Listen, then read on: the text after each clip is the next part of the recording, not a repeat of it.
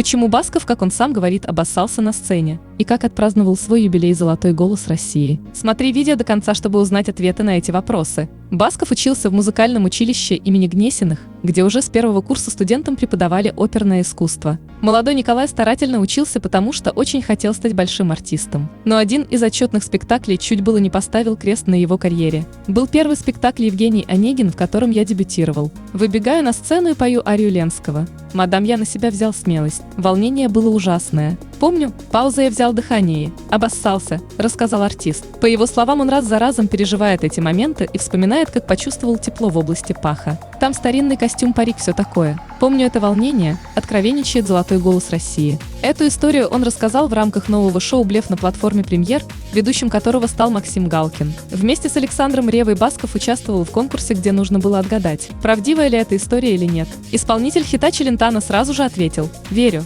Правда, удивился, что у Баскова все случилось прямо на сцене. Но не так, чтобы прямо ручей. У меня такой спазм был. После этого как будто сцена меня приняла, будто я отдал что-то от себя. И у меня пропал страх, добавил Николай. Максим Галкин был удивлен этим откровением, он и не знал о том, что у Баскова произошел такой конфуз в начале карьеры. «Ну вы меня удивляете», заявил юморист. Ну а сейчас Николаю Баскову 45, и он мегазвезда, певец, шоумен, ведущий. Не так давно он отметил свой юбилей. Казалось бы, собрать всех друзей и коллег юбиляра в одном месте непосильная задача. Но Николаю это удалось. Поздравить юбиляра собрались сотни гостей. От звезд первого эшелона Аллы Пугачевой, Максима Галкина, Филиппа Киркорова, Григория Лепса, Игоря Крутого, Игоря Николаева, Татьяны Навки и многих других до молодых звезд сети юных блогеров и тиктокеров, Иды Галич, Дани Милохина. Празднование звездного юбилея превратилось в большой концерт поздравления. Сначала сам именинник порадовал своими хитами всех гостей, а потом и его именитые друзья по очереди поднимались на сцену, чтобы сказать теплые слова пожеланий и преподнести музыкальный подарок.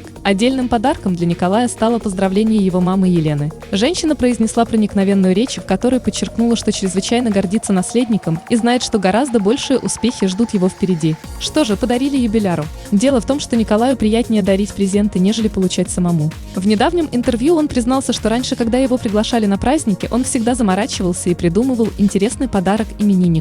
Со временем ситуация изменилась, и для девушек он вывел идеальную формулу дарить сумки. Был период, когда я ходил на дни рождения к девочкам всех возрастов и дарил им брендовые сумки, поделился артист.